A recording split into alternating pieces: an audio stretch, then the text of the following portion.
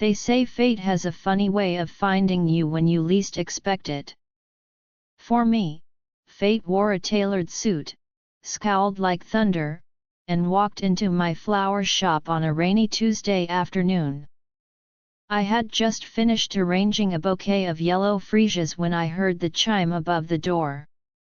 At first, I thought it was Mrs. Kim from next door. She usually came by for her weekly sunflowers.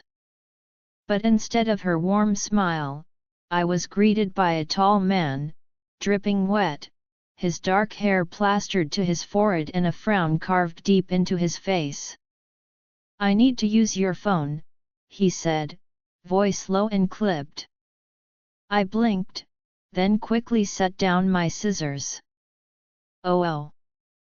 Of course. You poor thing, come in before you catch a cold." He hesitated, then stepped inside, water puddling beneath his polished shoes. I handed him my cordless phone and hurried to get a towel from the back room. By the time I returned, he had already made a call and was standing stiffly near the counter, arms crossed, eyes scanning the shop like it was some kind of alien world. "Your car broke down?" I asked gently, offering the towel. He accepted it with a curt nod. "Battery died." "Well, you're lucky it happened outside a flower shop. We're known for rescuing stranded CEOs in distress," I joked, half laughing. He arched an eyebrow. "How did you know I'm a CEO?" I froze. "Oh, I didn't. You just look like one." That earned a faint smirk, the kind that barely touched his lips but still managed to make my heart do a tiny pirouette. He looked tired, not just from the rain, but something deeper, like he carried the weight of the world in that sharp-lined suit. "Would you like some tea while you wait?" I asked. He looked like he wanted to say no. But then he glanced at the rain still falling in sheets outside and gave a quiet sigh. "Fine. Thank you." I brewed the tea the way my grandmother taught me, slowly, lovingly, with a spoonful of honey and a sprinkle of dried lavender for calm. I handed the mug to the man, who accepted it like someone unfamiliar with kindness. "This isn't poisoned, is it?" he asked dryly. I grinned. "Only if you're allergic to flowers and warmth." A soft, reluctant chuckle escaped him. I considered it a victory. He perched on the edge of the window seat, still dripping slightly despite the towel, his long fingers wrapped around the delicate porcelain cup like it might break under his touch. "I'm Hannah," I said, settling across from him with my own cup. He glanced at me, then out the window. "Jihoon." I waited, expecting more. "A last name?" A smile. "Anything." But silence lingered like fog between us. "Nice to meet you, Jihoon," I said anyway, unfazed. This place was my grandma's. She always said flowers speak when words fail. He looked around the shop, eyes scanning the walls lined with blooms, roses, daisies, peonies, sunflowers, each one carefully arranged. "Seems noisy," he muttered. I laughed. "Only if you know how to listen." For a moment, something softened in his expression. He looked tired, but less guarded. The sound of the rain filled the gaps in conversation, gentle and steady like a rhythm of fate. Over the next few weeks, Jihoon began appearing more frequently. At first, I thought it was coincidence. A bouquet for his secretary's birthday. Flowers for a client dinner. Hydrangeas for a hospital opening. He always came in sharp suits, spoke with clipped formality, and never stayed long. But slowly, his visits grew different. One day, he lingered. "What kind of flowers say I'm sorry you had a bad day but I don't want to talk about it?" he asked. I blinked. That's oddly specific. He just looked at me, tired and silent. I handed him a mix of lilacs and soft pink ranunculus. "These. Gentle, calming. No pressure, just comfort." He nodded. Paid in exact change. Then left without another word. I watched him through the window, wondering what kind of storm brewed behind those quiet eyes. One evening, just before closing, Ji-hoon showed up without a reason. "No event today?" I asked. He hesitated. "No." "Then, what brings you by?" He shrugged. "The rain." "Habit?" "I don't know." I offered him tea again. He accepted. We sat on the floor of the shop, surrounded by baskets of peonies and eucalyptus. I told him about my dream of expanding the shop, opening a greenhouse cafe someday. "Why haven't you?" he asked. I stared at the flickering candle on the counter. "Money. Timing. Fear." He looked at me then, really looked, as if surprised I had fears at all. "You shouldn't be afraid," says the man who stares down boardrooms like battlefields. A faint smile tugged at his lips. "Maybe fate doesn't shout. Maybe it whispers." Quiet moments, gentle glances, two lives slowly leaning toward each other like vines seeking the same sun. There's something strangely intimate about watching someone who's always in control, fall apart just a little. Ji-hoon arrived late one Friday evening, just as I was about to lock up. He looked like he hadn't slept in days. Tie loose, hair a little messy, and something stormy brewing behind his normally unreadable eyes. "You okay?" I asked, stepping aside to let him in. He didn't answer at first. Just walked in and sat down at the corner table like he belonged there.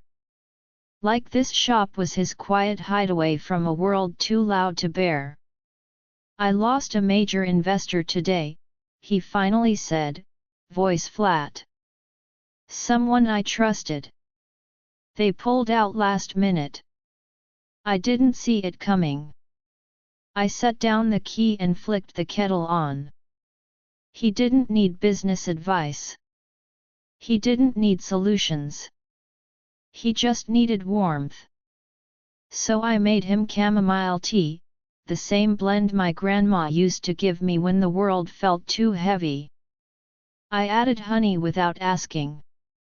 Handed it to him without words. "I should have known," he muttered. "Everyone wants something. No one stays." I sat beside him, not touching, but close enough to remind him he wasn't alone. "Some people stay," I said quietly. He looked at me, eyes darker than usual, like the weight of his world was pressing down on mine. "You're different," he said after a long pause. I shrugged. "You're not so bad yourself." A faint huff of breath left him almost a laugh. For the first time, Ji-hoon didn't rush off after tea. He sat there until the rain stopped, staring at the petals of a half-wilted daisy like it held all the answers. And I didn't ask him to leave. The next week, he showed up early before opening hours. I was watering the hanging baskets, hair tied in a messy bun, face still bare from sleep. He knocked gently on the glass and held up 2 cups of coffee. "Peace offering," he said. "For what?" "I don't know." "Existing." I smiled as I let him in. "You're getting better at this whole human interaction thing." We sat on crates in the back room, sipping coffee among bags of soil and tangled ribbon. It was ridiculous and perfect. "You know," he said suddenly, "when I was a kid, I hated flowers." I raised a brow. Blasphemy. They reminded me of funerals. Cold rooms. Silence. "That's not their fault," I whispered. "Flowers don't choose where they end up. They just bloom." He looked at me like I'd said something profound, and for a moment, the tension in his shoulders melted. "Not gone, just softer." We never called it anything. There were no labels, no declarations. But somewhere between late-night deliveries and whispered tea breaks, we fell into a rhythm. I found myself thinking of him when I picked which flowers to display. He started asking for my opinion on color palettes for his fashion line. It was like building a garden between 2 hearts, slow, careful, and completely unplanned. Then came the invitation. He handed it to me like he was passing along a business card, except his ears turned faintly pink. "Annual City Festival," he said. "There's a rooftop event. Fireworks. You don't have to, but if you're free." I grinned. "Are you asking me on a date, Mr. CEO? Don't make me regret it." "Too late." He smiled. A real one this time. And my heart did that fluttery thing again. The night of the city festival sparkled like something out of a dream. The streets were lit with paper lanterns and the scent of grilled corn and sweet teoc filled the air. I wore a pale blue dress dotted with little embroidered flowers. Jihun had once said it reminded him of the way I arranged delphiniums. He picked me up in a sleek black car, but instead of cold and distant, he looked nervous. There was a soft blue pocket square tucked into his blazer that matched my dress exactly. "You look," he began, then cleared his throat. "You look nice." "You too," I said, smiling. Like a man who may or may not be planning a surprise confession. He raised an eyebrow. "Am I that predictable?" "Only to someone who arranges emotions in color-coded bouquets." He chuckled, and the car ride to the rooftop was quieter but comfortably so. When we arrived, the view took my breath away. The rooftop overlooked the Han River, glowing reflections dancing on the water. Strings of fairy lights twinkled above us, and a gentle breeze carried the scent of spring. There were only a few guests, close friends, colleagues, people Jihun trusted. And me. Me. Halfway through the night, he led me to the far edge of the terrace. The city sparkled below us like a sky turned upside down. "Do you believe in fate?" he asked suddenly. I glanced at him, surprised by the softness in his voice. "I think I believe in choices. But sometimes, they feel like fate in disguise." He nodded slowly, gaze fixed on the horizon. "I used to think I didn't have time for anything beyond business. That letting someone in would only lead to disappointment. And now?" He turned to face me fully. "Now I think I was just waiting for the right person." He reached behind him, revealing a bouquet wrapped in soft ivory paper. They were my favorite white camellias, lilac, and daffodils. Flowers that meant admiration. First love.